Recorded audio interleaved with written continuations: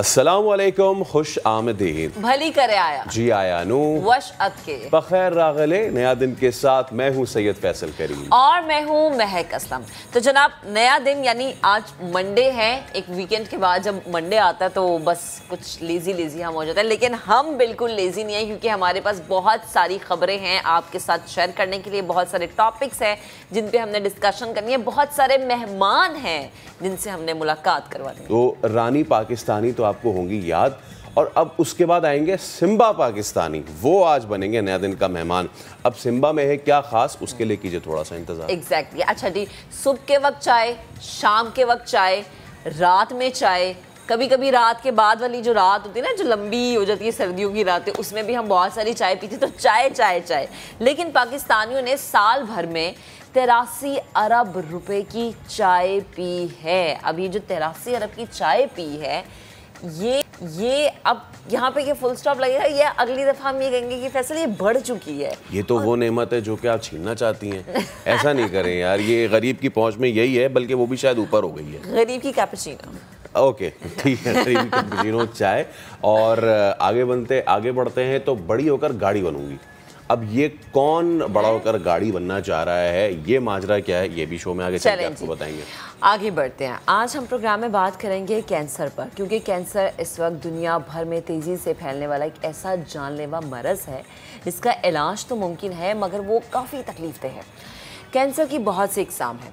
हड्डियों का कैंसर, जिल्द का कैंसर, जिगर का कैंसर, ब्रेस्ट का कैंसर, मुंह का कैंसर। लेकिन एक ऐसा कैंसर भी है, कैंसर की कैसी किस्म भी है फैसल, जिससे लोग वाकिफ नहीं है। बिल्कुल, प्रोस्टेट कैंसर। और क्योंकि ये जो हफ्ता है 13 से 19 तक, वो वर्ल्ड मेंस हेल्थ वीक के तौर पे मनाया जा रहा है। तो आज हम शो में बात करेंगे कि जो रेयर केस है, ख़ासतौर पे मर्द हजरात में, डायग्नोस कैसे होता है और किस तरीके से सिग्नल करता है कि अब इसकी तरफ जो है आपको ध्यान देना चाहिए। इस पे भी हम बात करेंगे। वैसे हम जब बात करते हैं किसी भी मरज़ की तो हमारे जहन में आता है कि हम जाएं एक प्राइवेट हॉस्पिटल। हाँ, क्यों? अच्छा, क्योंकि वहाँ पर सहूलियात अच्छी होती हैं, वहाँ पर आपको अच्छे तरीके से डील किया जाता है। बट सरकारी अस्पतालों का जब हम नाम सुनते हैं तो ख्याल आता है कि वहाँ तो अच्छी मशीनें नहीं होंगी, ना ही अच्छा इलाज होगा, ना ही आपके साथ अच्छा बर्ताव होगा। लेकिन कराची में एक ऐसा अस्पताल है, सरकारी अस्पताल, जहाँ इलाज करवाने वाले लोग पूरे से आते हैं। वो कौन सा अस्पताल है और इसमें क्या क्या सहूलियात होती हैं और क्यों लोग पूरे पाकिस्तान से इस अस्पताल का रुख करते हैं, इसके बारे में भी आज हम बताएंगे। लेकिन सेहतमंद रहेंगे तो जनाब, सरकारी हो या प्राइवेट हो, किसी भी हॉस्पिटल जाने की ज़रूरत नहीं होगी। पाकिस्तान का नाम खेल के मैदान में बहुत ज़्यादा माशाल्लाह रोशन हो रहा है। तो इस सब पे तो हम बात करेंगे ही, लेकिन आपको ये भी हम बताएं कि आज दो ऐसे लोगों की बरसी है कि जिनके बगैर हमारी तारीख नामुकम्मल है। एक तो फर्स्ट लेडी ऑफ पाकिस्तान बेगम राना लियाकत अली खान, उनकी आज बरसी है। और बेगम राना लियाकत अली वो तवाना आवाज़ थी पाकिस्तान के बनने के वक्त के, जिन्होंने बर्र सग़ीर की ख़ातीन को इकट्ठा किया और फिर ख़ातीन के फ्रंट पे जितनी भी जो लड़ाई लड़ी गई थी तहरीक पाकिस्तान की, उसमें उनका बड़ा अहम किरदार था। और इसके अलावा वो जिनके नाम से पूरी दुनिया वाकिफ़ है, जिन्होंने अपने नाम से पूरी दुनिया में पाकिस्तान का डंका बजवाया, शहनशाह गज़ल मेहदी हसन साहब, आज उनकी भी जो है वो बरसी है।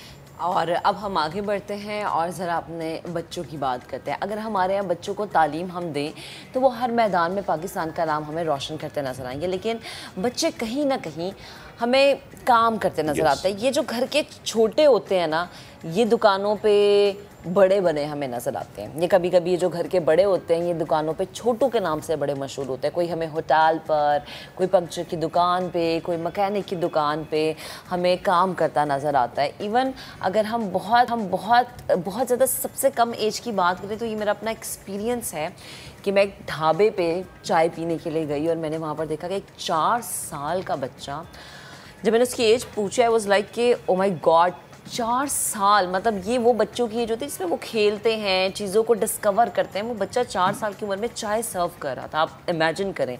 तो पाकिस्तान में चाइल्ड लेबर पर कितना काम हो रहा है, इसके बारे में भी आज हम बात और इकबाल मसीह के हवाले से भी हम बात करना चाहेंगे, वो आवाज़ के जो चाइल्ड लेबर के हवाले से पाकिस्तान की पहचान बना। हिंदुस्तान में हुजूर अकरम सल्लल्लाहु अलैहि वसल्लम की गुस्ताखी की गई। दुनिया भर के मुसलमानों ने गम और गुस्से का इजहार किया। भारत में भी मुसलमान सरापा एहतजाज है, लेकिन अब भारत क्या कर रहा है?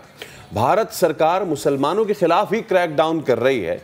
क्या कुछ हुआ है, किस तरीके से घरों को मस्मार किया जा रहा है, इस पे आगे चल के शो में तफसील से बात करेंगे। लेकिन सबसे पहले बात करेंगे बजट की। जब बजट आया तो हर किसी ने कहा कि ये अवाम दोस्त बजट बिल्कुल नहीं है, महंगाई इतनी ज़्यादा हो गई और जो हमने टैक्सेस की भरमार देखी उससे लग रहा है कि पता नहीं आने वाले जो कुछ महीने हैं किस तरह से हमने अपने घर का किचन और घर का बजट मैनेज करना है। पंजाब असम्बली में आइंदा माली साल के लिए पंजाब का 3,226 अरब रुपए का टैक्स फ्री बजट आज पेश किया जाएगा।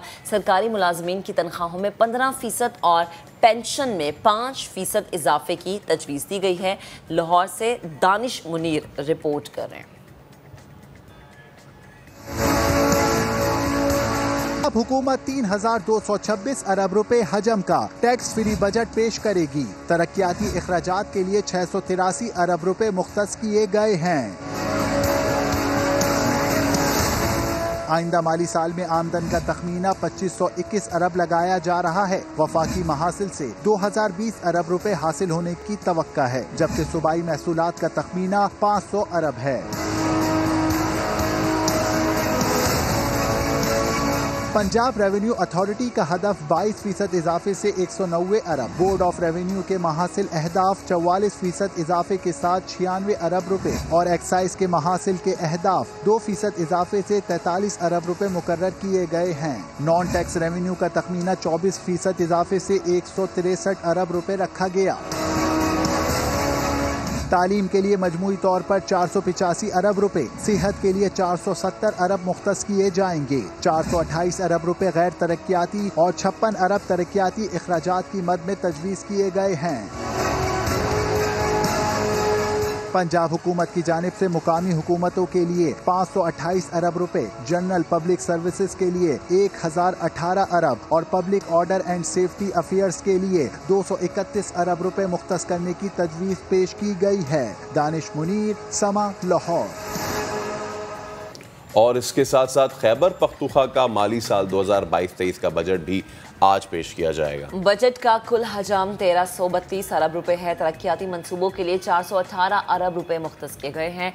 सरकारी मुलाजमीन की तनख्वाह और पेंशन में 15% इजाफे का इम्कान है। मजदूर की कम से कम तनख्वाह में भी इजाफा मुतवक्के है। अच्छा जी, वज़ीर आज़म शहबाज शरीफ ने वफाकी बजट को गरीब दोस्त बजट करार दे दिया है। ट्विटर पैगाम में लिखा है कि गुज़श्ता हुकूमत के मुकाबले में ये बजट कई तरह की नुमाया बेहतरी दिखा रहा है। नौजवानों को तालीम के ज़्यादा मौक़े फराहम किए गए हैं। माशी तौर पर कमज़ोर तबक़ात को सब्सिडी दी जा रही है।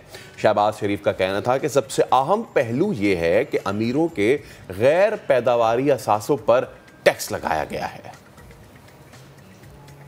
लेकिन दूसरी जानिब पीटीआई रहनुमा फर्रुख हबीब ने वफाकी बजट पर की है तनकीद और कहा कि हुकूमत IMF को खुश करने के लिए आम आदमी को कुचल रही है।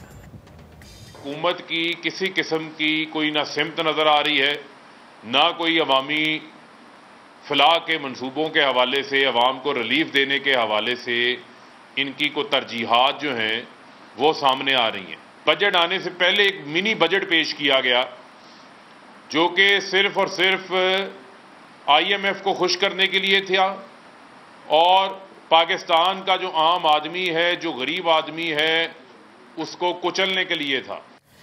आगे बढ़ते हुए आपको बताएं कि बीजेपी रहनुमाओं के गुस्ताखाना बयानात के खिलाफ भारत भर में मुसलमानों का एहतजाज जारी है और वजीर खारजा बिलावल भुट्टो जरदारी ने भारत में गुस्ताखाना बयानात के मामले पर सेक्रेटरी जनरल OIC से राबता किया है। मुश्तरका हिकमत अमली अपनाने की तजवीज़ पेश की है।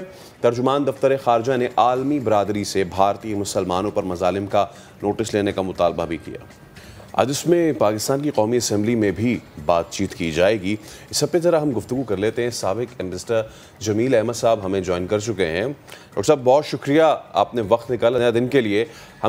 हमने देखा कि इस तमाम तर मामले के बाद गल्फ़ कंट्रीज़ ने तो बड़ा तगड़ा रिएक्शन दिया है। उन्होंने भारतीय प्रोडक्ट्स का जो है वो बाइकआउट भी किया। पाकिस्तान कहाँ खड़ा है और पाकिस्तान को क्या करना चाहिए? जी, इसमें ज़ाहिर है कि मैं बहुत भारी दिल के साथ, जैसे बाकी तमाम मुसलमान हैं पूरी दुनिया के और पाकिस्तान ख़ास तौर पर, बहुत दुखी दिल के साथ ये इस चीज़ को आदमी देखता है, समझता है और इसी लिहाज से मैं बयान करने की कोशिश करूँगा कि पाकिस्तान कहाँ खड़ा है और हमारी गल्फ कंट्री। ये हकीकत है कि 15 से ज़्यादा ममालिक ने, OIC के मेंबर्स ने, वो उन्होंने डिमार्च दिया है, जो कि एक डिप्लोमेटिक उसमें काम में एक सबसे अहम नुक्ता होता है, जिसमें कि किसी मुल्क के सफीर को बुला के और उसको तंबीह की जाती है, डिमार्च किया जाता है। वो कर लिया है। और उसके अलावा जो सोशल मीडिया पर वहाँ के अवाम, वहाँ के लोग जिनकी दिल आज़ारी हुई है, जिनके दिल दुखे हैं, उन्होंने सोशल मीडिया पर एक बहुत बड़ा एक कैंपेन चलाई है, बाइकॉट इंडियन स्टफ। और उसी की वजह से 10 दिन के बाद, यानी 26 तारीख को ये गुस्ताखाना बयान दिए गए, 10 दिन के बाद जब प्रेशर बिल्ड हुआ तो उनको अपनी आई वॉश के तौर पर दोनों, शर्मा को भी और जिंदाल को भी, दोनों को सस्पेंड किया गया।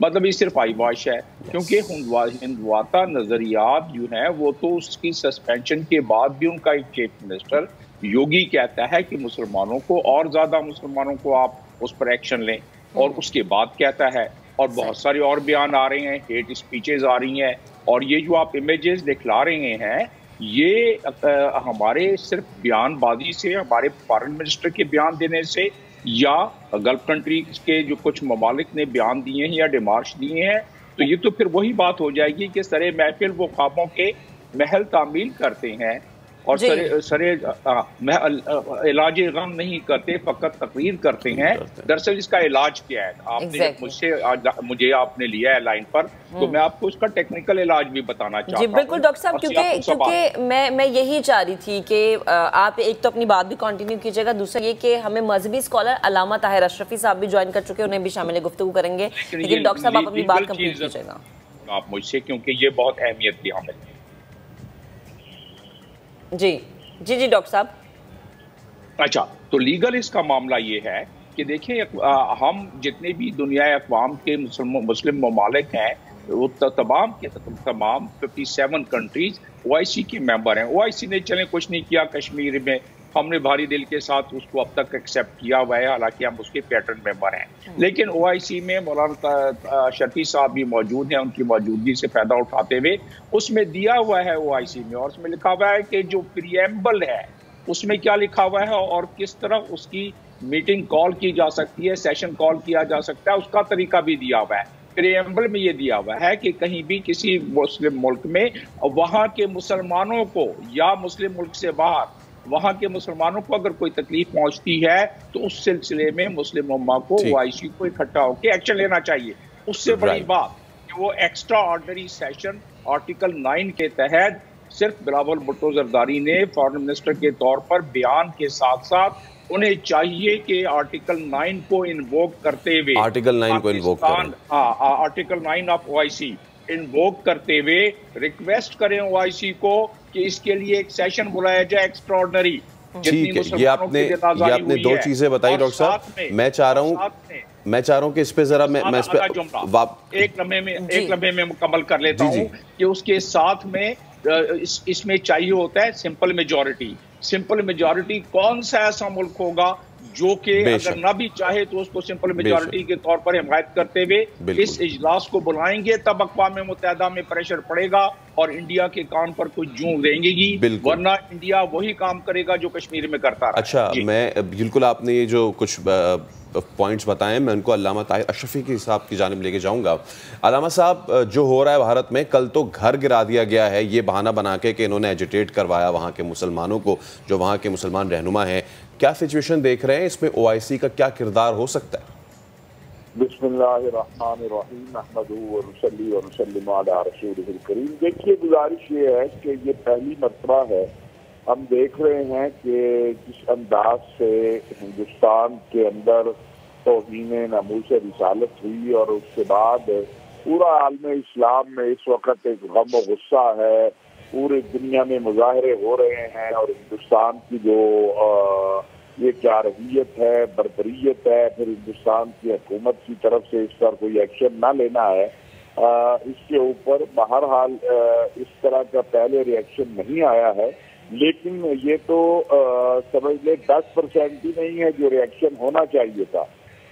इस मामले में कल बिलावल साहब ने बात की है जो है वो OIC के सेक्रेटरी जनरल से भी, और आज हमारी पार्लियामान इस हवाले से जो है उसमें बातचीत होगी, वो भी कोई शाम तक ये चीज लेके आएगी। लेकिन ये एक कंटिन्यू मुहिम और कंटिन्यू जद्दोजहद की जरूरत है कि आलम इस्लाम को और आलमी दुनिया को, बल्कि दुनिया के हर अमन पसंद को ये बताया जाए कि हिंदुस्तान कर क्या रहा है। हिंदुस्तान ने गुज़श्ता चंद सालों में जिस अंदाज से अक़लियतों के साथ जो जुल्म सितम किया है, और बिलखुसूस मुसलमानों, मसीहियों, सिखों के जिस तरह इबादतगाहों को, मसाजिद को गिराया है, जुल्म उनके साथ ज्यादतियां की हैं। और फिर हमारे लिए तो सबसे ज्यादा जो एहतराम के सारे काबिल है, लेकिन सबसे ज्यादा एहतराम जो है हमारी जान और माल, इज्जत, आबरू से ज्यादा अजीज मोहम्मद रसूलुल्लाह सल्लल्लाहु अलैहि वसल्लम की जात है। और ये आलमी सतह पर भी खुद हिंदुस्तान के कवानीन के मुताबिक भी ये एक जुर्म है जो हुआ है, और अभी तक उन मुजरिमों को गिरफ्तार न किया जाना और उनको खुली छुट्टी दे देना, ये तो नाकाबिल कबूल है। आप देखिए करोड़ों डॉलर की जो हिंदुस्तान की मसनूआत हैं वो अरब ममालिक में लोगों ने बाहर फेंक दी हैं स्टोरों से निकाल कर। इस चीज को भी मुसलमानों को और हर अमन पसंद को, क्योंकि दुनिया का अमन अगर कायम रह सकता है तो वो मुकद्दसात के एहतराम के साथ रह सकता है। ये मुमकिन नहीं है कि आप जो है मुसलमानों के या जो आसमानी मज़ाहिब है, आसमानी कुतुब है, उनकी तौहीन करें और फिर आप कहें कि उसके खिलाफ कोई आवाज ना उठेगी, उसके खिलाफ कोई बोलेगा नहीं है। हमें भी इस मामले में हमारे वज़ीर आज़म मियां शहबाज शरीफ साहब ने जो बात कही है कि हमारे लिए रसूलुल्लाह सल्लल्लाहु अलैहि वसल्लम की जात से बढ़कर कोई अजीज नहीं है। हम हर चीज बर्दाश्त कर सकते हैं मगर आका अलैहिस्सलातु वस्सलाम की तौहीन बर्दाश्त नहीं कर सकते। हमें इस नुस्खे को लेके जिस तरह हम इस्लामोफोबिया पे जो पिछली हमारी हुकूमत थी इमरान खान साहब की, वो OIC में गई और वहाँ एक मुत्तफ़िका करारदाद आई और फिर उसके बाद हम UNO में गए और आज एक दिन जो है मुख्तस कर दिया गया। इस्लामोफोबिया में एक दिन का मसला नहीं है, मसला है कि उसको एक जुर्म जो है माना गया। और अल्लामा साहब बिल्कुल आपकी बात बिल्कुल 100% दुरुस्त है। और जो आपने बात की इस्लामोफोबिया की, जो कि यूनाइटेड नेशंस में उसका दिन जो है उसको रिट्रीट किया गया है, उस वहाँ के जो भारत के मुस्तकिल मंदूब हैं उन्होंने आवाज़ उठाई है। इस पर हम मज़ीद भी बात करेंगे। आपका बहुत शुक्रिया अल्लामा साहब। और डॉक्टर जमील साहब आप हमारे साथ रहिएगा, एक ब्रेक ले रहे हैं, ब्रेक के उस पर हाजिर होंगे तो बात करेंगे कि पाकिस्तान मज़ीद इस अहम मामले पर अपनी आवाज़ कहाँ कहाँ किस फोरम पर उठा सकते हैं। ब्रेक के बाद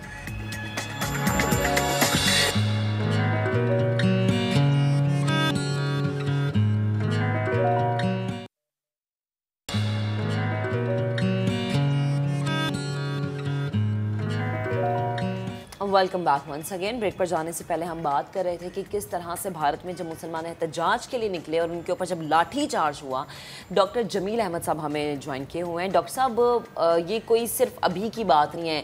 इससे पहले अगर हम कश्मीर देख लें, इससे पहले अगर हम गुजरात देख लें, या इससे पहले अगर हम वो देख लें कि जब मुसलमानों को मुख्तलिफ तरीक़ों से तकलीफ़ पहुँचाई गई, बाबरी मस्जिद का वाक़या भी हमारे सामने है। तो दुनिया को और कितनी मिसालें चाहिए, कितनी और आंखें हम खुलवाएँ दुनिया की? ये सब कुछ सामने तो है, मजीद और क्या चाहिए आपकी नजर में?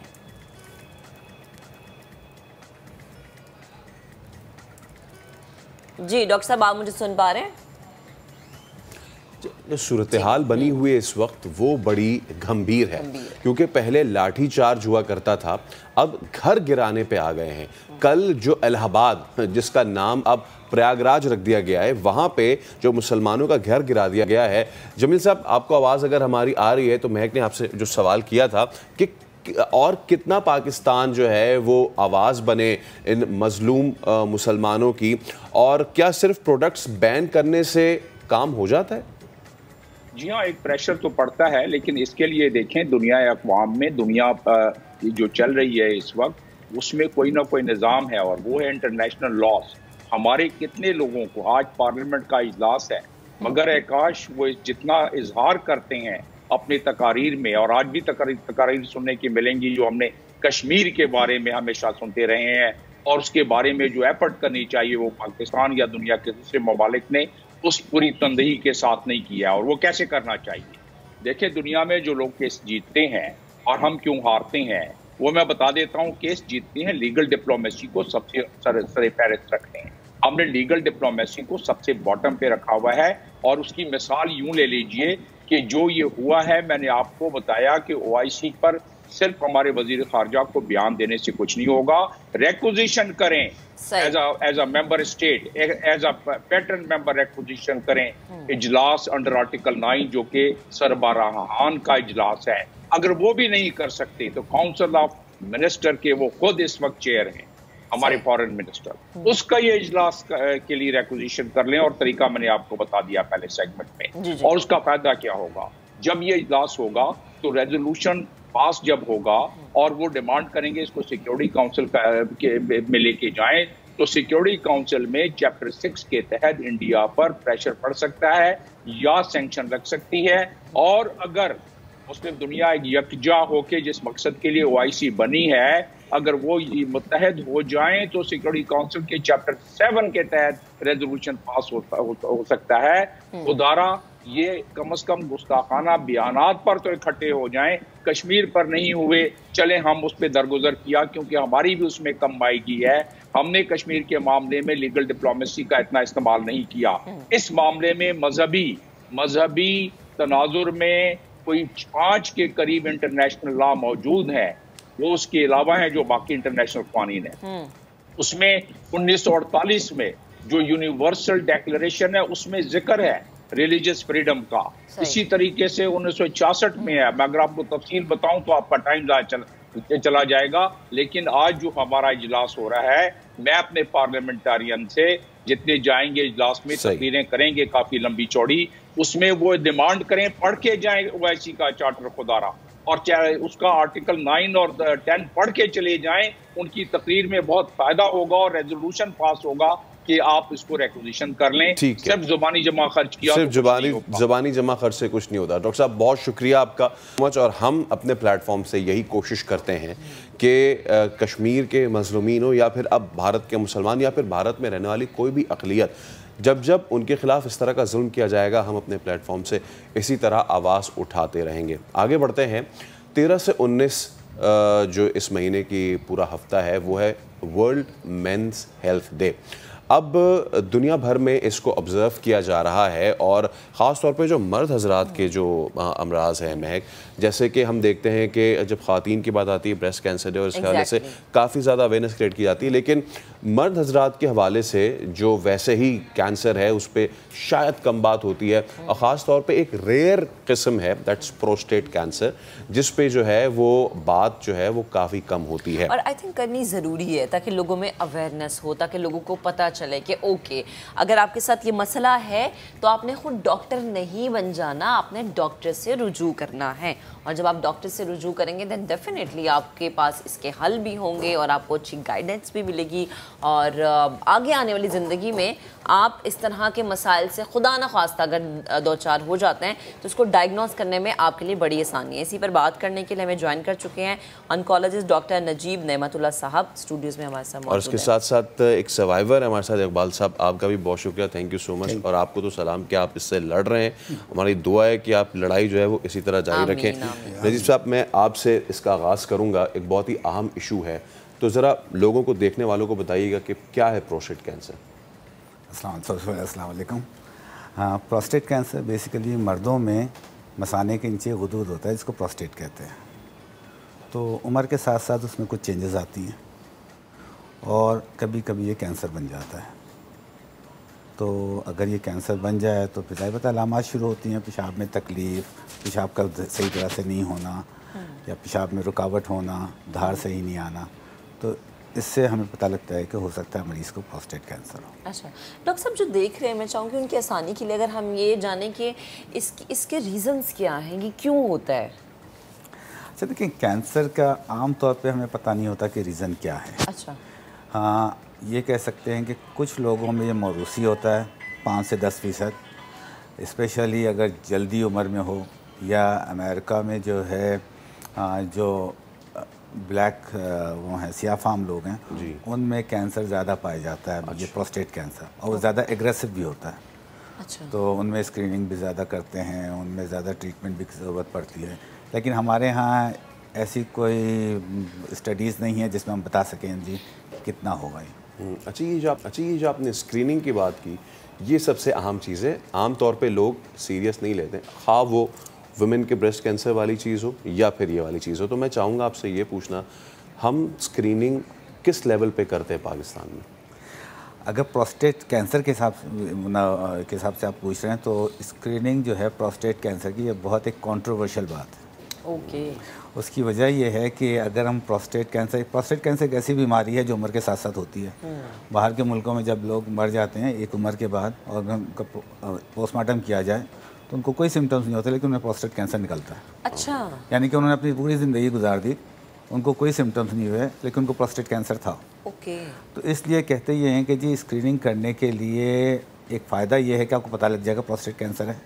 लेकिन हो सकता है कि आपको पता लग गया, आपने इलाज किया, लेकिन उसकी ज़िंदगी में मरीज़ को कोई तकलीफ़ ना होती प्रोस्टेट कैंसर की, हमने बिला वजह उसको तशख़ीस की और उसका इलाज किया। अच्छा। तो अगर मरीज़ को कोई सिम्टम्स नहीं है, स्क्रीन का मतलब ये होता है कि मरीज़ को कोई तकलीफ़ नहीं है।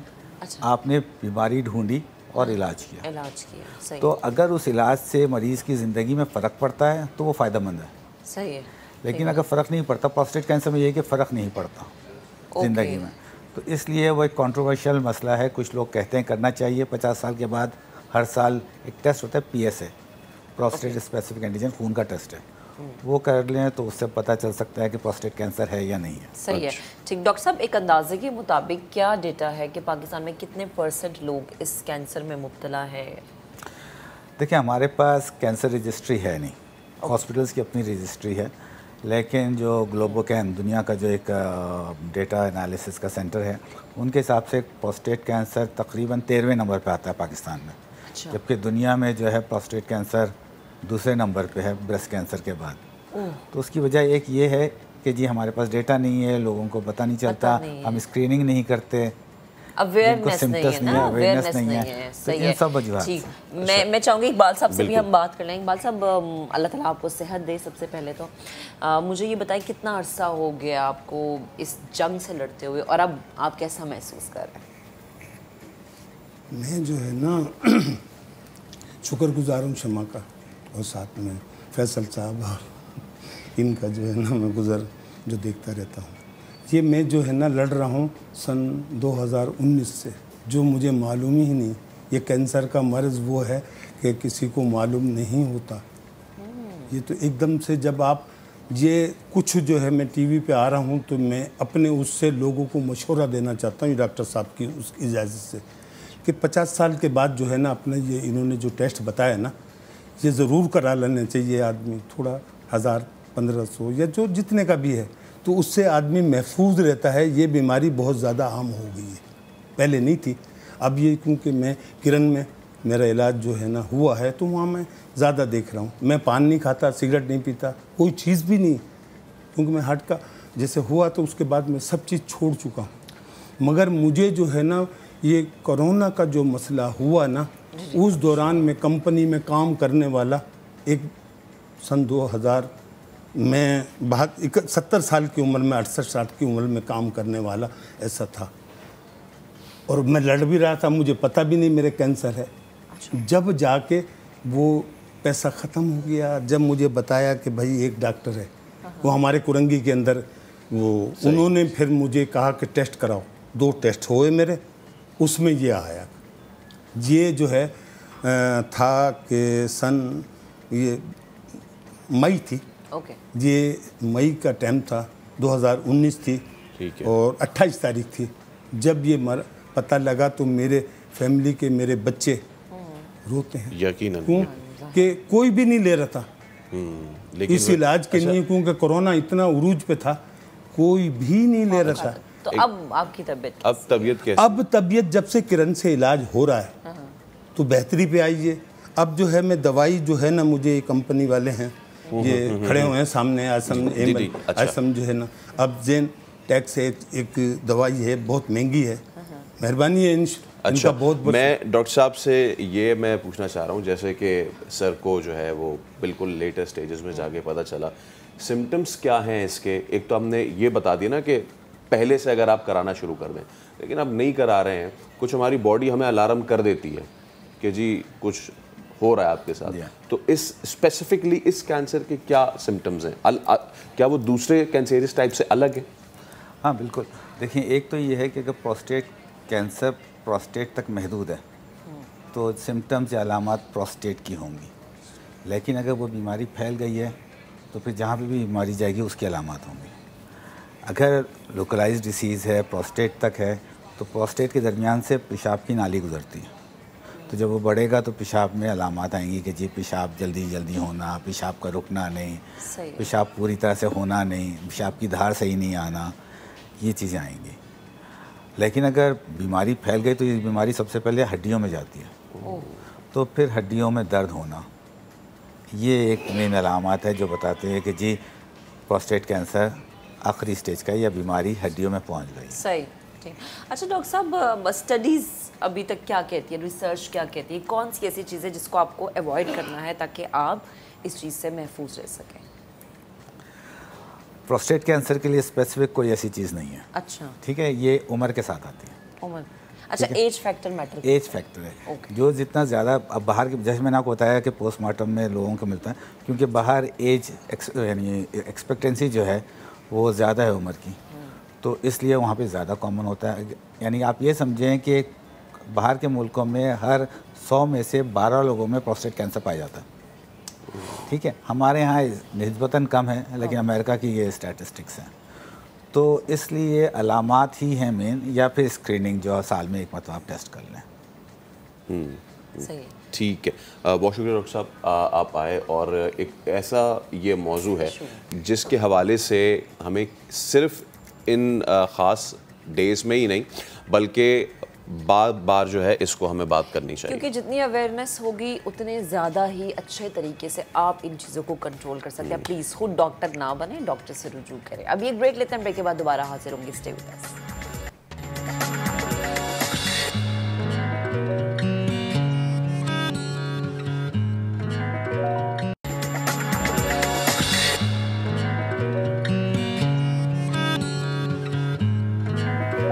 वेलकम बैक जी। मुल्तान में मैकेनिक ने रक्षे को गाड़ी में तब्दील कर दिया। अब ये कैसे हुआ है, मोहसिन अली की रिपोर्ट देखे।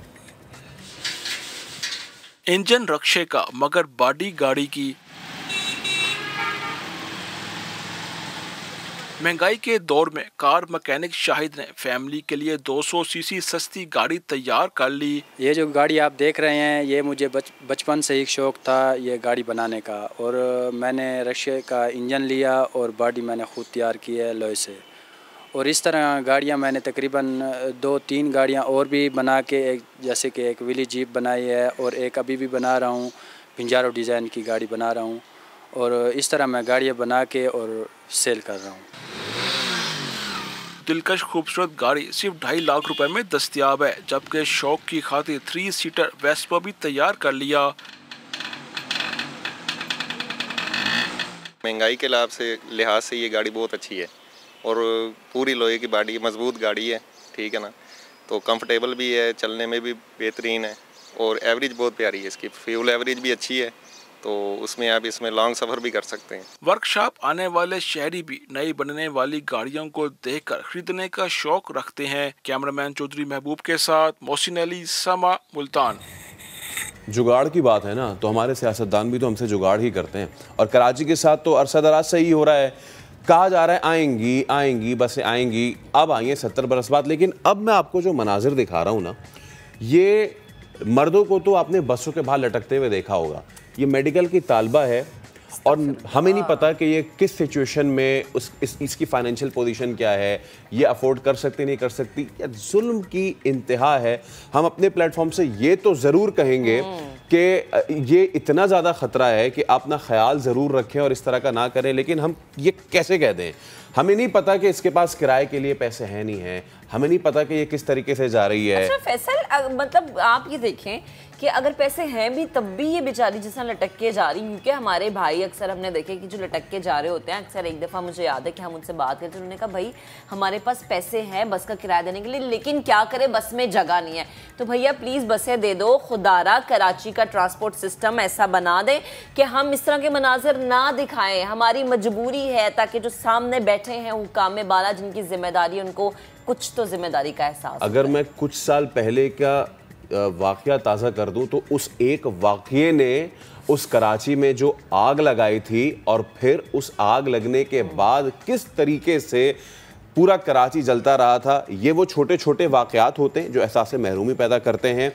2 से 2.5 करोड़ ऑन पेपर, 3 करोड़ का ये शहर, और 3 करोड़ के शहर में एक बच्ची जो कि डॉक्टर बनने जा रही है फ्यूचर की, उसका मुस्तकबिल खुद खतरे में। उसका तो मुस्तकबिल है, ये हमारा मुस्तकबिल है जो कि बसों पे लटकता हुआ हमें नजर आ रहा है, पहले सड़कों पे और अब बसों पे। तो मजीद क्या चाह रहे हैं हमारे मुस्तकबिल से? प्लीज अगर वो संवरना चाह रहे हैं तो उनको संवारने में मदद करें। चलें जी, अभी एक ब्रेक लेते हैं, ब्रेक के बाद जब हम वापस आएंगे तो सिम्बा पाकिस्तानी हमारे साथ मौजूद। क्यों, कौन, कब, कैसे? एक ब्रेक के बाद।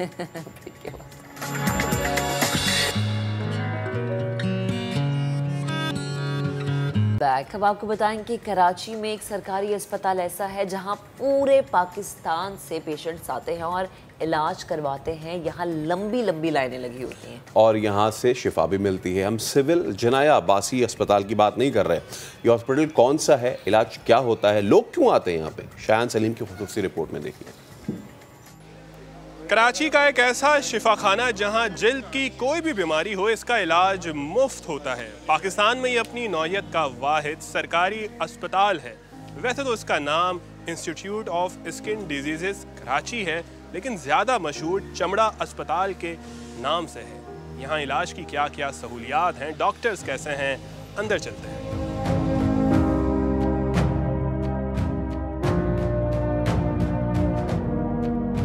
बीमारी कोई भी हो, इलाज के लिए डॉक्टर्स की हजारों में फीसें, महंगी अद्वियात जेब पर बड़ी भारी पड़ती हैं, और अगर मर्ज जिल्द का हो तो इसका इलाज तो है ही महंगा। मोस्टली पेशेंट जो हैं वो फंगल इन्फेक्शंस, स्केबीज, एक्नी और तकरीबन ज़्यादातर इस चीज़ों के आते हैं। और कुछ रेयर जो डिजीज़ हैं जैसे सोराइसिस है, लाइकन प्लानस है, विटलाइगो है, ये सारे पेशेंट भी हमारे पास आते हैं। सिविल में भी इतनी मेडिसिन नहीं मिलती हैं, उनको बहुत कम मेडिसिन मिलती हैं, और जिना में भी इतनी मेडिसिन नहीं मिलती हैं। हमारे पास बहुत अच्छी मेडिसिन मिलती हैं, क्वालिटी वाली मिलती हैं, एंटीबायोटिक हो, एंटी फंगल हो या टॉपिकल क्रीम्स जो भी हों, वो सारी अच्छी क्वालिटी वाली होती हैं और ह्यूज अमाउंट में होती हैं। इस क्लिनिक में जिसको मैं लीड करता हूँ, यहाँ पे हम 3 मेन चीज़ों को देख रहे हैं। एक सोराइसिस को देखा जा रहा है, दूसरा विटलाइगो को देखा जा रहा है, बर्स, और तीसरा लिशमेनियासिस को। We are unique and superior in the sense कि we are dealing with such type of specialized clinics with all the supportive medicine including phototherapy. हमारे पास फोटोथेरापी भी मौजूद है जो फ्री ऑफ कास्ट इसी रूम में मौजूद है। फ्री ऑफ कास्ट हम जो है ना वो पेशेंट्स को फोटोथेरापी करते हैं, जिसके लिए बाहर 2-2 हज़ार रुपये पर सेशन लिए जाते हैं, तो वो हम फ्री ऑफ कास्ट करते हैं यहाँ पे।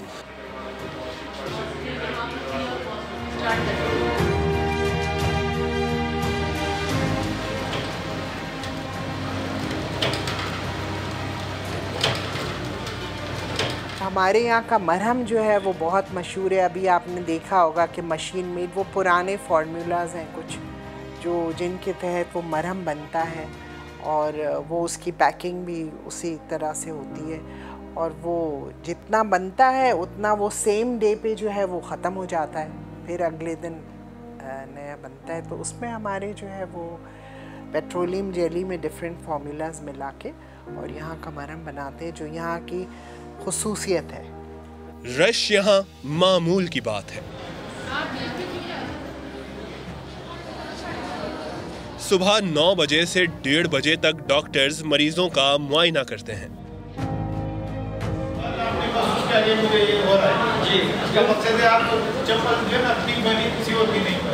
19 कमरे हैं, एक कमरे में 2 डॉक्टर्स बैठते हैं। मर्दों और खवातीन का पोर्शन अलग है। टोकन काउंटर 8 बजे खुल जाता है। हमारे पास ओटी है, उसमें स्किन कैंसर के पेशेंट्स भी आते हैं या माइनर प्रोसीजर्स होते हैं, और बायोप्सीज हमारी होती हैं जो वो भी वहाँ पे होती हैं। तो जो हर जगह से मैं कहूँगी मायूस हो जाता है पेशेंट के जी हमने तो आगा खान में भी दिखा दिया, हमने यहाँ दिखा दिया, अब एंड में आके हमें यहीं से शिफा मिली है।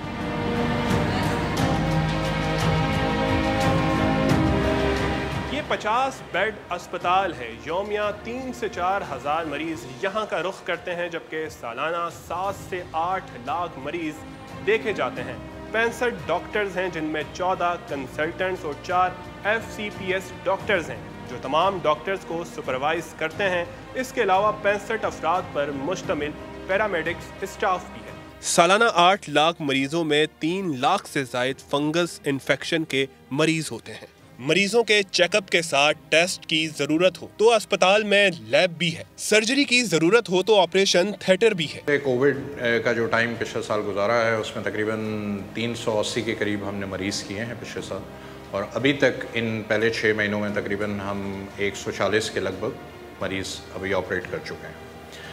मरीज़ के फ़्लो के हिसाब से कि किस किस्म के पेशेंट्स हमारे पास आते हैं, तो इनके 2 बड़े ग्रुप्स हैं।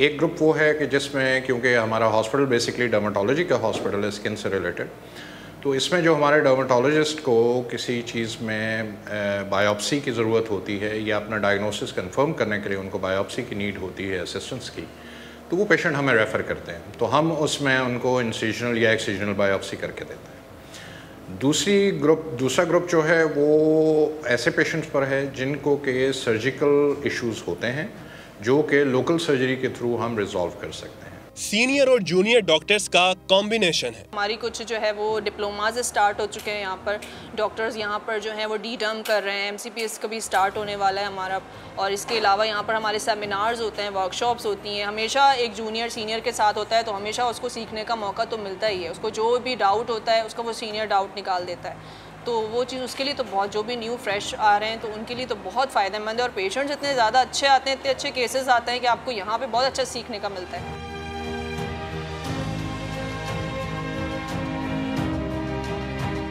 डॉक्टर्स का कहना है कि ये अस्पताल पाकिस्तान में डर्मेटोलॉजिस्ट की फील्ड में अपना सानी नहीं रखता, मगर इसे अपग्रेड करने की ज़रूरत है। आगा खान के हेड्स या आगा खान के जो कंसल्टेंट्स हैं, यानी उन्होंने इतना रिकग्नाइज़ किया, पीन इस्तीफ़ा के जो है ना वो हेड्स ने इतना रिकग्नाइज़ किया, तो उन्होंने रिक्वेस्ट की हमारे डायरेक्टर से कि हमारे ट्रेनीज़, यानी वो रिकग्नाइज इंस्टीट्यूट हैं ट्रेनिंग के लिए और हम नहीं हैं, लेकिन वो कहते हैं कि हमारे ट्रेनीज़ को हफ्ते में एक बार आने की परमिशन दें। हमें एक इंडिपेंडेंट इंस्टीट्यूट का दर्जा देना चाहिए। हमारे पास प्रोफेसर्स, असिस्टेंट प्रोफेसर्स और माइक्रोबायोलॉजिस्ट भी होने चाहिए। अस्पताल में पूरे पाकिस्तान से मरीज आते हैं, गुंजाइश कम पड़ जाती है, बैठने की जगह नहीं होती, मुश्किलात तो हैं मगर मरीजों को शिफा भी मिलती है। इलाज कैसा हो जाता है? डॉक्टर्स कितना रवैया कैसा होता है? डॉक्टर का रवैया बहुत अच्छा होता है, इलाज भी बहुत अच्छा होता है। ये नहीं कि अच्छा नहीं होता इलाज, टेस्ट वगैरह होते हैं, कुछ बाहर के होते हैं, कुछ यहाँ से होते हैं, सब कुछ अच्छा होता है। मगर ये मैं सिर्फ ये कहता हूँ कि ये जो डिसिप्लिन है ना, ये डिसिप्लिन को सही रखें बस। नहीं, ओवरऑल तकरीबन सारी चीज़ें ही अच्छी हैं।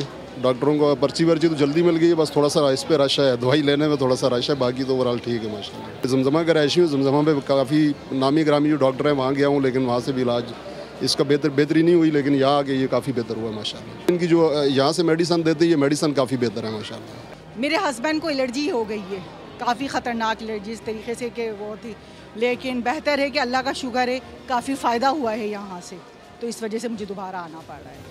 मेरा 2 दफ़ा इलाज करवाया। मेरा छोटा बेटा था, वो गारमेंट्स में काम कर रहा था, तो उसके कोई केमिकल्स गिर गया था शोल्डर्स पे, तो जेंट्स डॉक्टर के पास चेक करवाया था, तो वो एक ही दिन में आराम आ गया था, क्योंकि 1 हफ्ते में, यानी कि अच्छे, मुझे तो बहुत अच्छा लगा है।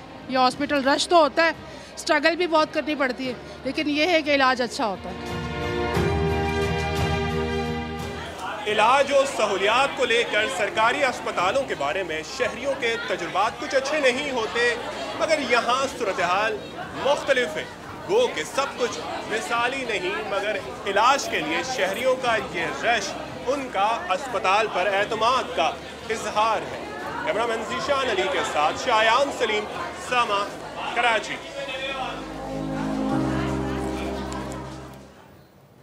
आगे बढ़ते हैं और एक बहुत ही अहम मामला, चाइल्ड लेबर।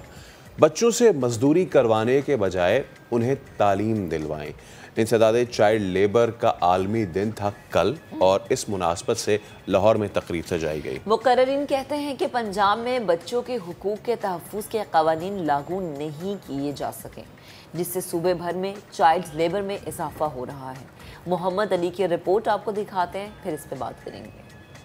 हमरा हॉल में होने वाली तकरीब में इंसदादे चाइल्ड लेबर स्कूल के बच्चों ने शिरकत की। चेयरमैन कौमी कमीशन इंसानी हकूक पंजाब नदीम अशरफ का कहना था, मुल्क में 60 लाख कम उम्र बच्चे चाइल्ड लेबर का शिकार हैं, जिन्हें मरहलावार स्कूलों में शिफ्ट किया जा रहा है। हीले बाने तो हम बहुत दे सकते हैं कि गुर्बत है इस वजह से है, लेकिन किसी भी हीले बाने का इसमें क्यों बच्चे की नशो नुमा, उसकी ज़िंदगी और माशरे की जो आगे तरक्की का जो है राज इसी मुस्मर है। जिनको हमने वर्कशॉप से और डिफरेंट जगहों पर जहाँ पर वो ऑलरेडी काम कर रहे थे चाइल्ड लेबर के तौर पे, वहाँ से छुड़वा के हमने नॉन फॉर्मल स्कूलिंग में उनका एडमिशन करवाया। चाइल्ड लेबर से छुटकारा पाने वाले बच्चों का कहना है कि बड़े होकर अच्छे इंसान बनेंगे। लोग के घर में काम करते हैं, उनके साथ जुल्म होता है, उनको मारते भी है। मैं चाहती हूँ कि वो लोग एक स्कूल जाएं और मैं ये चाहती कि मैं बड़ी होकर ना आर्मी का कोर्स करना है। पहले कपड़ों का काम करता था, अब स्कूल पढ़ता हूँ, 3 क्लास में अब पढ़ता हुआ। मैंने अब दिल लगा के पढ़ना है, मैंने बड़ा होकर डॉक्टर बनना है। तकरीब में मुख्तलिफ फलाही तंजीमों के नुमाइंदों का कहना था, चाइल्ड लेबर के खात्मे के लिए मुआशरे के हर फर्द को किरदार अदा करना होगा। कैमरामैन जवाद याहिया के साथ मोहम्मद अली रजा, समा, लाहौर। अब इसी पर बात करने के लिए नदीम अशरफ साहब हमें ज्वाइन कर चुके हैं। चेयरमैन कौमी कमीशन इंसानी हुकूक पंजाब हैं आप। नदीम साहब बेहद शुक्रिया वक्त देने के लिए। Good morning.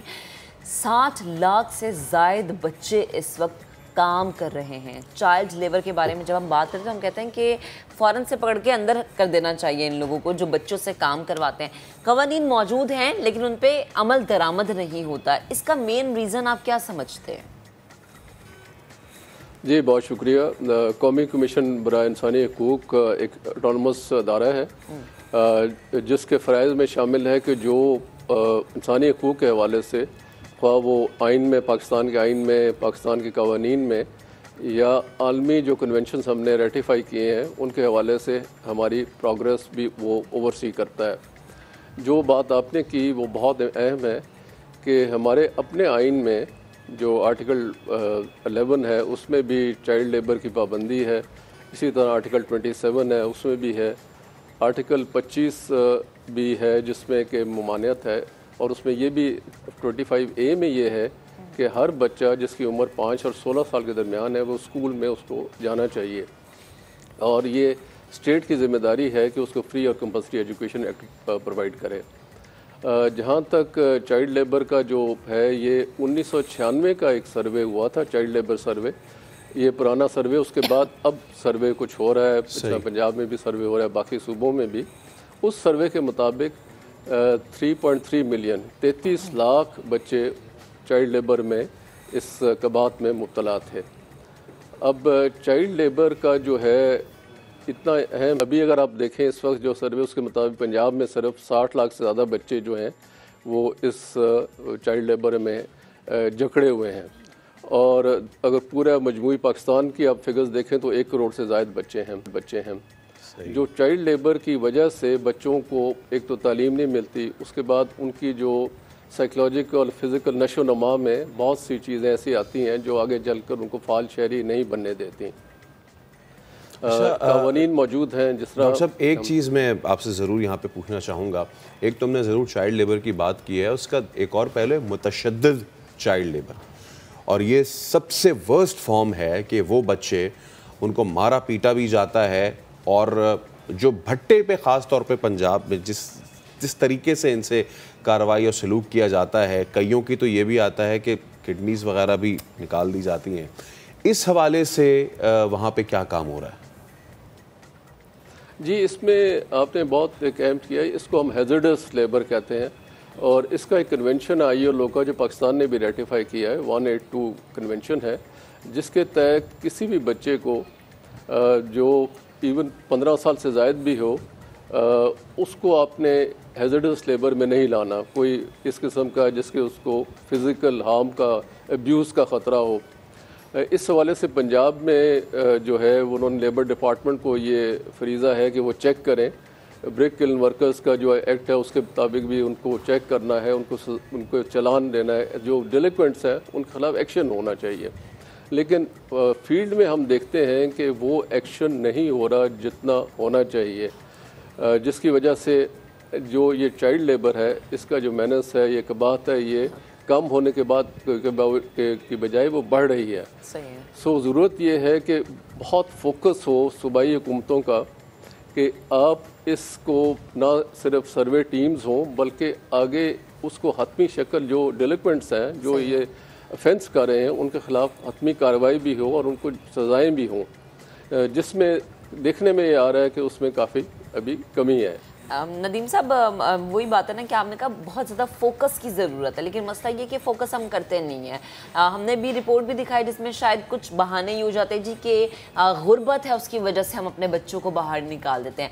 अच्छा, आपकी अपनी रिसर्च क्या कहती है कि गुज़श्ता कई सालों में और अब के चाइल्ड लेबर में हमने इजाफा देखा है, बजाय इसके कि हमारा कानून भी है, बजाय इसके कि ये आइन में भी शामिल है कि बच्चों से काम नहीं करवाना, इसके बावजूद ये बढ़ रहा है क्या?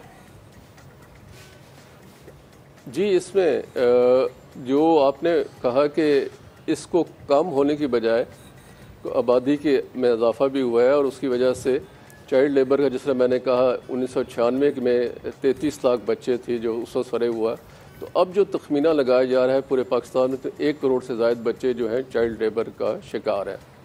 तो ये जो बात है इसकी वजह से वो तालीम हासिल नहीं कर पा रहे और गुर्बत में जब वो ये बच्चे, इसमें सारे इकनॉमिक एक्सप्लॉयटेशन है बच्चों की, जिसमें कि उनको तनख्वाह जो अडल्ट जो वर्कर्स हैं जो मज़दूर हैं उनके मुकाबले में बहुत कम दी जाती है, कई जगह तो 1/4 तनख्वाह दी जाती है। लेकिन जब ये बच्चे तालीम से और हुनर से उस तरह महरूम रहते हैं, जब वो बड़े होते हैं तो ये पावर्टी में एक स्कंजे में रहते हैं बनिस्बत के वो बेहतर हो सकें। तो ज़रूरत इस अमर की है कि हम बहसीयत माशरा भी, शहरी भी हमारे इसमें आगे आए, हुकूमत भी इसमें एक्टिव हो और उसमें जो शहरियों का फ़र्ज़ है कि जहाँ वो देखें चाइल्ड लेबर, आपने देखा हो घरों में 7-8 साल के बच्चे भी काम कर रहे हैं जो कि कानूनन जुर्म है लेकिन कार्रवाई ना होने के बराबर है। एक डोमेस्टिक वर्कर्स एक्ट भी आया है जिसमें पंजाब में उन्होंने लागू भी किया है, लेकिन उसी वही है कि इम्प्लीमेंटेशन अभी उस हद तक नहीं हुई। ठीक है। तो अच्छा नदीम साहब, एक चीज़ हम देखें चाइल्ड लेबर का, एक छोटा सा इशू मैं और रेस करना चाहूँगा। हमने अब्यूसिव की तो बात की, मुतशद्दद चाइल्ड लेबर की बात की, एक और नासूर चिपका हुआ है जो कि मुतशद्दद से भी ऊपर है। बस अड्डों पे वो जो छोटे बच्चे होते हैं और उस पर इंटरनेशनल मीडिया की डॉक्यूमेंट्री, सर हम अपना तो छोड़ ही दें, उनके साथ वहाँ पे ज़्यादतियाँ की जाती हैं। ये इतनी कबाहत हो रही है इसको कहते हुए भी मुझे, इसके हवाले से हम क्या कर रहे हैं? जी, इसमें वो जैसा मैंने कहा कि ये सारी कबाहत की जो कॉज है, वजह वो है कि चाइल्ड लेबर को हमारी गवर्नमेंट चेक नहीं कर सकी। कानून मौजूद है, अब जो आपने हैज़र्डस एम्प्लॉयमेंट का वो भी बताया वो भी मौजूद है, उसमें हमारे जो जनरल लॉज हैं हर सूबे में मौजूद हैं। अब 2015, 16 और 17 में तीनों सूबों में हुए, फिर उसके बाद वहाँ भी बलूचिस्तान में ICT में भी मौजूद है, लेकिन उसकी इम्प्लीमेंटेशन के मसले हैं। ये सारे उस वजह से आते हैं, अगर हम इस पर कन्विक्शन हो और जो इसमें डिलिक्वेंट्स और ऑफेंडर्स पाए जाएं उनको सिर्फ ये ना हो कि हमें कुछ हल्का सा जुर्माना होगा तो हम छूट जाएंगे। सही। जो देखने में ये आ रहा है कि जो अदालतों में जो चालान भी जाते हैं उनको सिर्फ जुर्माने के बाद छोड़ दिया जाता है। तो इसमें एक तो ये एडमिनिस्ट्रेशन का पहलू है कि आपने इन्फोर्समेंट, आपने इम्प्लीमेंटेशन करनी है। दूसरा और बड़ा जो इम्पोर्टेंट एस्पेक्ट जो मैंने पहले अर्ज़ किया कि तमाम माशरे को इसमें ये जानना है कि ये जुर्म कर रहे हैं, और इसमें आई थिंक आपकी तवसत से आपने बहुत अहम एक मौजू छेड़ा कि ये पैगाम पहुँचे कि जहाँ भी बच्चे काम कर रहे हैं 15 साल से कम, वो एक जुर्म है और ये उनका बुनियादी हकूक़ जो हक़ है एक अच्छे तरबियत का, तालीम का, वो उनसे छीना जा रहा है। और साथ ही उनको इस किस्म की, जिसने आपने बात की, चाइल्ड अब्यूज़ के केसेस आते हैं सामने, और चाइल्ड अब्यूज़ के केसेस की तादाद जो हमारे पास फिगर्स हैं वो तकरीबन जो चाइल्ड लेबर है उसका 8% है। तो ये एक बहुत बड़ी फिगर आ जाती है कि जो बच्चे 8% इस तरह अब्यूज़ का शिकार होते हैं तो वो आगे जाके सही कई नफ्सियाती अमराज में फिर और उनके मसले मसाइल रहते हैं सारी ज़िंदगी। और कितनी जुल्म और ज़्यादती उन बच्चों के साथ है कि उनको जो तहफ़्फ़ुज़ हमने प्रोवाइड करना आइन के तहत, इन आलमी कवानीन के तहत, वो हमको उनको प्रोवाइड नहीं कर पा रहे। ठीक है, बहुत शुक्रिया आपका नदीम अशरफ साहब। हमारे साथ एक बहुत ही अहम मामला, और इस अहम मामले पर हम ज़रूर हाईलाइट करना चाहेंगे पाकिस्तान की उस आवाज़ को कि जिसने कम उम्री में इस बहुत बड़े इशू को अक़वाम मुत्तहिदा की हद तक उठाया। हम बात कर रहे हैं इकबाल मसीह मरहूम की, कि जो एक बॉन्डेड लेबर था, भट्टे पे वो काम करता था। 10 साल की उम्र में वो ग़ुलामी की जंजीरें तोड़ के वहाँ से भागा और बहुत सारे बच्चों को उसने मुतासर किया, चाइल्ड लेबर पे आवाज़ बुलंद की। लेकिन फिर हुआ क्या? फिर हुआ ये कि वो लोग जो बच्चों को इन बेड़ियों में जकड़ कर रखना चाहते हैं और इन कमसिन फूलों को रौंदना चाहते हैं, भट्टे के धुएं में झोंकना चाहते हैं, गोलियों का निशाना बना दिया और इसको मार दिया। लेकिन आज हम अपने प्लेटफॉर्म से इकबाल मसीह को भी सलाम पेश करते हैं। आगे बढ़ते हैं। पाकिस्तान तहरीक इंसाफ पंजाब असम्बली में ज़िमनी इंतखाबात के लिए ताहाल टिकटों का फैसला नहीं कर सकी है। टिकटों का ऐलान न होने की वजह से पार्टी में धड़े बंदियां और आपसी झगड़े शुरू हो गए हैं। चेयरमैन PTI इमरान खान ने उम्मीदवारों के इंटरव्यूज़ भी किए हैं। इसी पर मजीद बात करेंगे। समा के नुमाइंदे खुसूसी आसिम नसीर हमें ज्वाइन कर चुके हैं। किस किस के इंटरव्यू हुए आसिम? आज ही यहाँ पे इंटरव्यू तो बड़े बड़े हुए हैं, लेकिन अभी तक फैसला नहीं हुआ। और वो तमाम जो इंटरव्यू हुए वो तकरीबन आप ये समझ सकते हैं कि उनका कोई फायदा नहीं हो रहा। और जो पंजाब में अभी मुनरिस अरकान की पाकिस्तान तहरीक इंसाफ की 20 नशिस्तें खाली हुई थी, उन 20 नशिस्तों में लग ये रहा है कि अगर उनके उम्मीदवार फाइनल नहीं होते, जो हमारे पास इतला भी है और हम अपने नाज़रीन को बता रहे हैं कि अभी तक उन 20 हल्कों में पाकिस्तान तहरीक इंसाफ की टिकट जारी नहीं हो चुकी, जिसके बायस इन पंजाब के 20 हल्कों में, जिनमें 4 तो सिर्फ लाहौर और 2 फैसलाबाद के हैं, और इसी तरह से पंजाब के दीगर अजला में भी एक सीट है मुख्तलिफ शहरों में। तो उन तमाम वहाँ पर जो सूरत हाल है, वहाँ पर लोग उनके उम्मीदवार को टिकट जारी ना होने पर शदीद ना सिर्फ एहतजाज है, बल्कि वो अपनी पार्टी के चेयरमैन की तरफ देख रहे हैं कि जल्द से जल्द वो टिकट का फैसला करें, ताकि जो कंपेन के तकरीबन अब 1 माह और 4 रोज रह गए हुए हैं तो वो अपनी कंपेन तो शुरू कर सके। लेकिन सूरत हाल ये है कि हर हल्के में मुतअद्दिद अफराद जो है, जो जिनका ताल्लुक पाकिस्तान तहरीक इंसाफ से है, उन्होंने अपने कागजात नामजदगी जमा करा दिए हैं। लाहौर में तो दर्जनों की तादाद में 4 हल्के हैं और हर हल्के में तकरीबन 7 से 12 के करीब जो है लोगों ने, जो जिनका ताल्लुक पाकिस्तान तहरीक इंसाफ से, उन्होंने अपने कागजात नामजदगी जमा कराए हैं। तो सारी सूरत हाल में इस वक्त तहरीक इंसाफ अपने चेयरमैन की तरफ देख रही है। हम देखते हैं कि वो कब तक टिकटों का इजरा करते हैं, या इन हल्कों को ओपन ही रखते हैं, या इनका बाइकआउट करते हैं। ठीक है आसिम, आपका बेहद शुक्रिया, आप अपडेट कर रहे थे हमें। दरिया की बात हो, खैबर पख्तूनख्वा की बात हो, ट्राउट का जिक्र करना ऐसा हो नहीं सकता।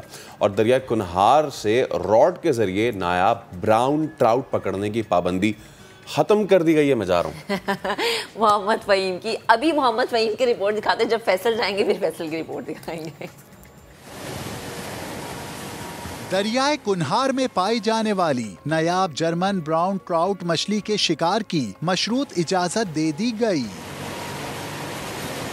कागान डेवलपमेंट अथॉरिटी के हुक्काम का कहना है कि पाबंदी हटाने का मकसद सयाहत का फरोग है। हम ये इंट्रोड्यूस कराना चाहते हैं कि Naran should become destination trout trophy fishing, और दुनिया भर से सयाह आएँ और वहाँ यहाँ आके वो ट्रॉफी फिशिंग करें। और वर्ल्ड एंगलर सोसाइटी को भी हम इनवाइट कर रहे हैं कि वो भी आएँ और वो भी मतलब कि ट्रॉफी साइज की ट्राउट पकड़ें।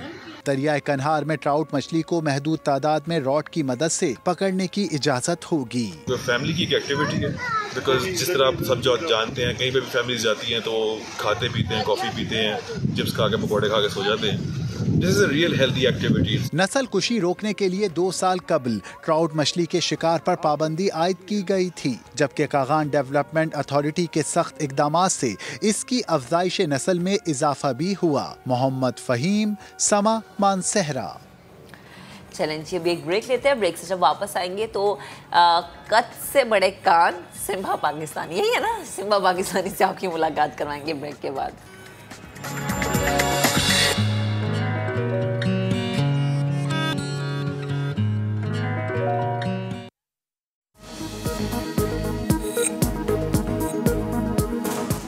लॉन्ग मार्च के दौरान तोड़ फोड़ के केसेस, शहरियार आफरीदी और जरताज गुल की दरखास्त जमानत पर समाअत आज होगी। अली मोहम्मद खान और शेख रशीद भी इस्लामाबाद की ज़िला अदालत में मौजूद।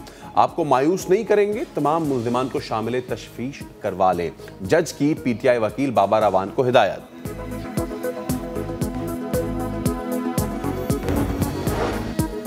लाहौर हाई कोर्ट में ओवरसीज पाकिस्तानियों को वोट का हक देने से मुताल्लिक दरख्वास्त की समाअत।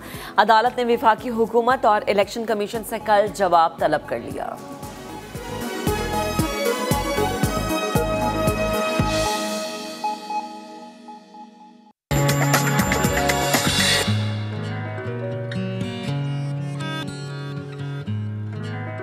Welcome back. अब जरा खेल की बात करते हैं। पाकिस्तान ने वेस्ट इंडीज के खिलाफ तीसरा वनडे 53 रन से जीतकर क्लीन स्वीप कर दिया है। Shadab Khan man of the match करार पाए हैं। ICC world cup super league में पाकिस्तानी टीम 90 पॉइंट्स के साथ चौथे नंबर पर आ गई है।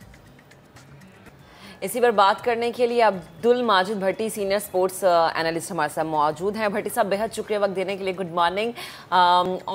ऑस्ट्रेलिया को हराने के बाद हमने देखा कि वेस्ट इंडीज़ को भी हराया है, यानी हमारे खिलाड़ी बहुत अच्छी फॉर्म में, बहुत अच्छा परफॉर्म कर रहे हैं, क्या कहेंगे? देखें, होम ग्राउंड पर जब भी आप खेलते हैं तो कॉन्फिडेंस तो टीम में आता है, और पिछले 10 में से 8 वनडे इंटरनेशनल जीतना बाबर आजम की कप्तानी में इस बात का इंदिया है कि पाकिस्तान टीम जो है वो राइट डायरेक्शन पर जा रही है। लेकिन अभी इम्तिहान पाकिस्तान का खत्म नहीं हुआ। जाहिर है वेस्ट इंडीज की टीम उतनी मजबूत नहीं थी जितनी ऑस्ट्रेलिया की टीम है। पाकिस्तान ने अपने बॉलर्स को जो बेंच स्ट्रेंथ थी बॉलिंग में उसको ट्राई कर लिया, लेकिन मेरे ख्याल में अभी बैटिंग में खासतौर पर मिडिल ऑर्डर बैटिंग में 5वें 6ठे नंबर पर अभी भी थोड़ा सा कंसर्न है कि मोहम्मद हारिस को खिलाया गया, 3 में से 2 मैचेस में उनकी बैटिंग आई, लेकिन अभी वो अपनी कारकर्दगी के साथ इंसाफ नहीं कर सके। तो मेरे ख्याल में क्रंच पोजीशन है ये बैटिंग में कि अगर खुदा न खासा टॉप ऑर्डर बैटिंग नाकाम हो जाए तो मिडिल ऑर्डर बैटिंग जो है उसको सहारा देना पड़ता है। यहाँ पर हमें किसी प्रॉपर बैट्समैन को खिलाना होगा। शोएब मलिक को हम देख लें, इफ्तिखार अहमद को देख लें, सऊद शकील जो है वो अभी फिलहाल उनकी सर्जरी है। तो मेरे ख्याल में मिडिल ऑर्डर में थोड़ा सा कंसर्न है, लेकिन ओवरऑल पाकिस्तान का एक जबरदस्त शो था। लेकिन मुल्तान के तमाशाइयों ने जिस तरह गर्मी में आकर मैच देखा है वो मुबारकबाद के मुस्तहक है, लेकिन पाकिस्तान क्रिकेट बोर्ड भी मुबारकबाद का मुस्तहक है कि कल उन्होंने जब प्राइज डिस्ट्रीब्यूशन सेरेमनी हुई तो मुल्तान के जो हेड क्यूरेटर थे जिन्होंने ये पिच और ग्राउंड बनाए उनको मेहमान खुसूसी बनाकर शादाब खान को मैन ऑफ द मैच दिलवाया। तो मेरा ख्याल में एक अच्छी रिवायत कायम की है रमीज राजा और पाकिस्तान। बिल्कुल। अच्छा, ये तो हमने यकीनन बात की, और हमें बैकबोन जो है, जो हमारा मिडिल ऑर्डर है वो मजबूत चाहिए ही चाहिए।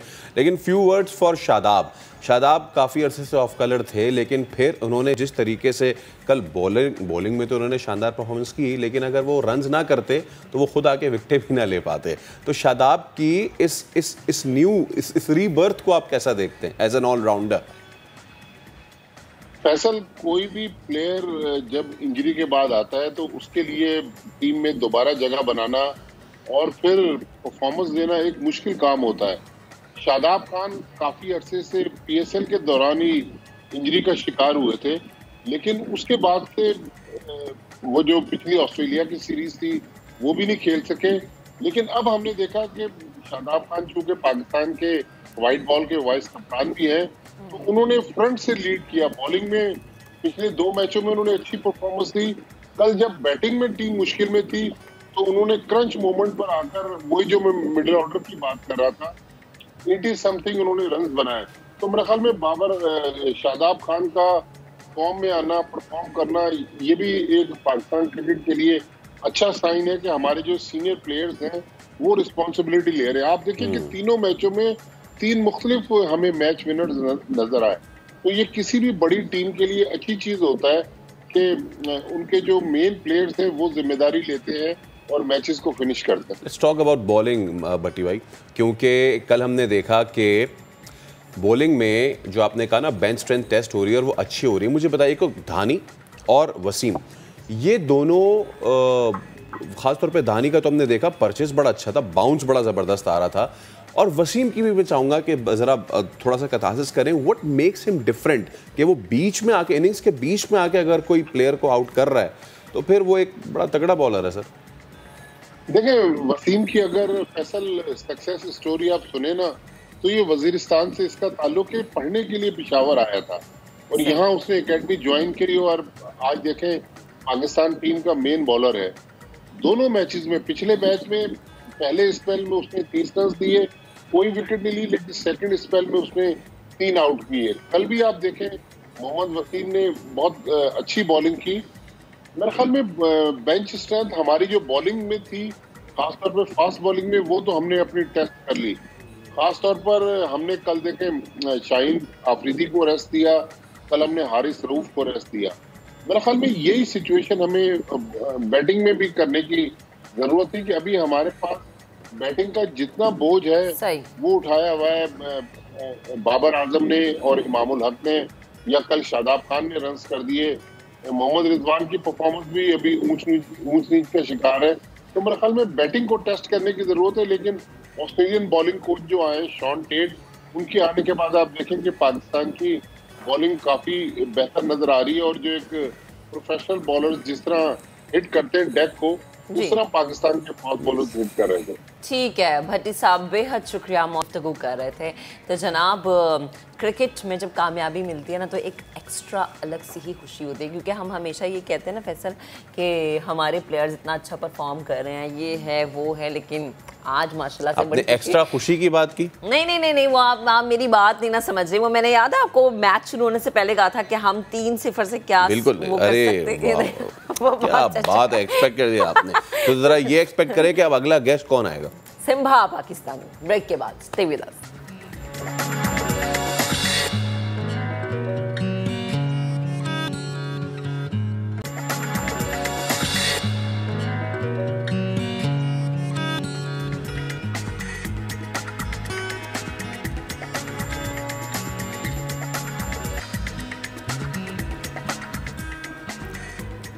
नन्ही सी जान लेकिन पहलवान जैसे कान। कुछ रोज कबल हमने आपको मिलवाया था रानी पाकिस्तानी से, जो दुनिया की सबसे छोटी गाय थी, और आज हमारे साथ मौजूद हैं कौन? सिम्बा पाकिस्तानी, जो सिर्फ 9 दिन के हैं लेकिन उनके कान उनसे कहीं ज़्यादा बड़े हैं। सिम्बा पाकिस्तानी के जो मालिक है वो भी बस मौजूद हैं। हम जानेंगे उनसे कि भाई ये इतना नन्ना मुन्ना सा जो ये मासूम सा सिम्बा पाकिस्तानी है, 9 डेज का है, ये क्या खाता है, कितने नखरे करता है? कुछ नहीं खाता, सिर्फ पीता है सिर्फ। अच्छा, ये भी हम पूछेंगे। तो मोहम्मद हसन नारेजू साहब हमारे साथ मौजूद हैं, इसके मालिक है ना जी। अब्बा कह दूँ मैं इसके? नहीं अब्बा नहीं, मालिक। अच्छा सर, मुझे ये बताए, ये 9 दिन के है ये, 9 दिन तो ये मतलब इसके कान इतने बड़े क्यों हैं? मुझे ये क्यूरियोसिटी हो रही है। ये कोई नस्ल होती है? एक ब्रीड होती है, लेकिन कुदरती इसके कोई थोड़े से ज्यादा लंबे कान हुए हैं। Naturally once in a blue moon ऐसी चीज होती है। अच्छा, ये गुलाबी कामूरी तो सुना था, ये कौन सी नस्ल? ये लेडी नस्ल है। ये लेडी नस्ल है। अच्छा, और ये अपने आप में बिल्कुल डिफरेंट और यूनिक है। बिल्कुल डिफरेंट और यूनिक है। अच्छा, इसकी क्या इस वक्त कान की लेंथ क्या है? इसकी जो लेंथ है 48 सेंटीमीटर्स है। Okay, 48 centimetre. इसके तो कान इसके पाँव में आते होंगे। जी बिल्कुल, लेकिन हम लोग इसके कान टाई कर देते हैं। अच्छा, यानी ये रोल भी करवा लेते हैं। ये देखिए, ये पाँव में आ रहे हैं, ये पाँव में आ रहे हैं इसके कान ना। और फिर वो अपने हिसाब से एडजस्ट करते हैं। ठीक है। तो ये क्या पीता है ये सिर्फ दूध पीता है। अच्छा, बस 9 दिन का। और 9 दिन का। अच्छा, तो ये मतलब मुझे तो ये जब बड़ा होगा तो फिर इसके कान साथ से लंबे होते जाएंगे। अच्छा, ओके। तो ये अभी मतलब अगर कोई खरीदना चाहे आपसे तो ये कि क्या रेंज होगी आपकी, कितने रेंज में आप? ये तो रेयर है, रेयर चीज़ की आपको पता है प्राइसलेस होता है। वो तो जो ओनर डिमांड करेगा उसके हिसाब से उसकी वर्थ होती है। लेकिन अभी तो मेरा फिल फोर्स कोई इरादा नहीं है इसको सेल करने का। पहले मेरा फोकस जो है Guinness book of world record में इसको रजिस्टर कराऊं। अच्छा, तो ये पूरी दुनिया में हम नन्ना मुन्ना सा ये देख रहे हैं। सबसे जो फिल वक्त अभी तक करंट जो कान है, सबसे लंबे कान इसके हैं, क्योंकि जो सऊदी अरेबिया की ब्रीड है हिजाजी, उसके 43 सेंटीमीटर तक रिकॉर्ड किए गए हैं। अच्छा, वो होता होगा ना कि वो कितने दिन पे होता होगा। हाँ, अंडर 1 मंथ जो होता है ना किड, अच्छा। उसका हाँ वो है 43 तक रिकॉर्ड किए बाय बर्थ से लेके, इसके माशाल्लाह से 48 सेंटीमीटर्स का। सही है, सही है, सही है, सही है। अच्छा, इसकी मजीद ब्रीडिंग का इरादा है आप? जी हाँ, मजीद इसको बड़ा करेंगे इंशाल्लाह, ब्रीड करेंगे और पाकिस्तान के लिए मजीद इसकी ब्रीड तैयार करेंगे। तो ये तंग वंग करता है?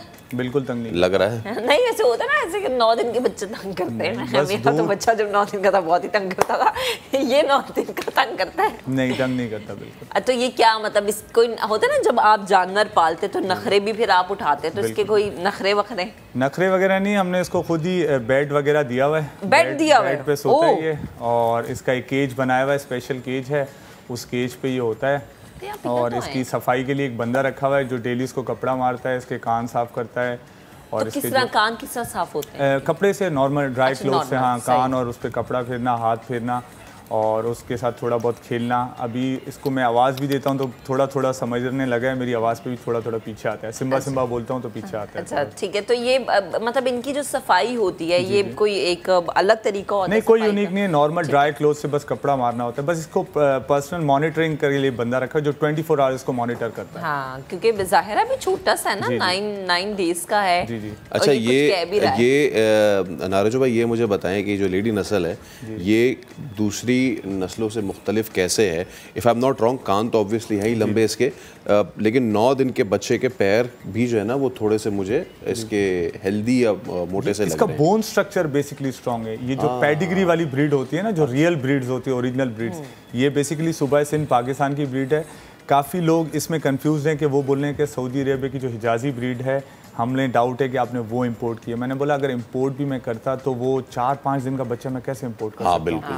और अगर मैंने इंपोर्ट की होती तो गवर्नमेंट ऑफ सऊदीया के पास भी डॉक्यूमेंट्स होते, गवर्नमेंट ऑफ पाकिस्तान के पास भी डॉक्यूमेंट्स होते, और इंपोर्ट वैसे ही बैन है। जी। तो इस वजह से ये र्यूमर्स तो किसी काबिल नहीं है। तो ये पाकिस्तान की ब्रीड है और सूबा सिंध की ब्रीड है। सही, ठीक। तो ये मतलब अभी तक किसी ने इसको खरीदने की कोशिश की है? मुझे सऊदी अरेबिया से 2-3 कॉल्स आई। अच्छा। हाँ, वो बोल रहे हैं कि बस आप जितनी इसकी वर्थ रखो और हमें आप पैसे बताओ, हम पैसे आपको भिजवाते हैं, आप इसको सऊदी अरेबिया भेज दो। अच्छा, तो वैसे आपने कुछ सोचा है? वैसे तो अभी आप कह रहे हैं अभी कोई प्लान नहीं है, लेकिन क्या आपने सोचा कि कितने में आप इसको? मेरा फिल फोर्स तो बिल्कुल जो फोकस है वो ये गिनेस बुक ऑफ वर्ल्ड में इसको रिकॉर्ड को रजिस्टर कराऊं, ताकि कराची और पाकिस्तान में जो ब्रीड हुई है पैदा। तो कोई कांटेक्ट हुआ? अभी लगे हुए हैं, मेरे 1-2 फ्रेंड्स हैं, उन्होंने रब्ता किया है, लेकिन अभी तक उनसे कांटेक्ट हो नहीं सका है। जैसे ही होगा तो उनकी टीम पाकिस्तान आएगी। फिर अभी इसका वेट कितना? सर वेट इसका अभी 6 kg के राउंड है। इतना मासूम सा छोटा सा है, और इतनी अच्छी बात है कि जी इसका इतना ख्याल रखा जा रहा है। वैसे जो इसका केयर टेकर भी होगा ना, उसकी भी बड़े मजे की जॉब होगी। इतना छोटा सा बच्चा है, फौरन साफ करके फौरन ठीक है, गोदू में ले लो उसको। मैं कोशिश करता हूँ अगर ये आ जाए तो, लेकिन देखिए सिम्बा बोले सिम्बा, अरे हाँ ये तो सुन रहा है सिम्बा। नहीं, अब ये नहीं पता कि वो सिम्बा इंग्लिश में सुनता है। नहीं इधर सिम्बा, अल्ले, अरे सिम्बा, हेडियच सिम्बा, क्या बात है सर, क्या बात है। चले, ये कम से कम यहाँ तक तो आया ना, लेकिन चले फिर नाराज हो गया। अच्छा, और भी मजीद कुछ यूनिक ब्रीड्स हैं या इस तरह की कोई? क्योंकि हमने देख रहे हैं कि अभी पाकिस्तान इसमें तो बड़ा ज़बरदस्त चल रहा है कि कुछ दिन कबल हमने सबसे छोटी गाय दुनिया की मंगाई, आज हमने सबसे छोटा लेकिन सबसे लंबे कान वाला जो बच्चा है वो हमने मंगाया है। तो इनकी जो बाकी है ऐसे ही, वो भी इनके जो पेरेंट्स हैं तो वो भी, उनके भी इतने ही लंबे, उनके इतने लंबे कान, इतने इससे ज़्यादा, इसके तो बहुत ज़्यादा एक्स्ट्राऑर्डिनरी लंबे हुए हैं, लेकिन उनके भी लंबे कान हैं। अच्छा, सही है, सही। और पाकिस्तान में मैं आपको बताऊं 20+ गोट ब्रीड्स हैं डिफरेंट किस्म की, सिर्फ पाकिस्तान के अंदर। पूरी वर्ल्ड में ऐसा कोई कंट्री नहीं है जहाँ 20+ गोट ब्रीड्स हो, पाकिस्तान के अंदर। ठीक है, सारे सूबों के अंदर 20+ गोट ब्रीड्स हैं डिफरेंट टाइप्स के। ओके, ठीक, थैंक यू सो मच। आप आए और साथ में नन्हे मुन्ने से मेहमान को भी लेकर आए, बहुत प्यारा है माशाल्लाह माशाल्लाह। और हमारी दुआ है कि जल्द इसका जो नाम है Guinness book of world record में चला जाए। तो अभी ये लोग कोशिश करेंगे इसको बोलने, स्पेशली फैसल। तो आज के प्रोग्राम से अब तक के लिए इतना ही। आपसे इंशाल्लाह कल फिर से मुलाकात करेंगे। अपना बहुत सा ख्याल रखिएगा। अल्लाह हाफ़िज़। नहीं आ रहा मेरे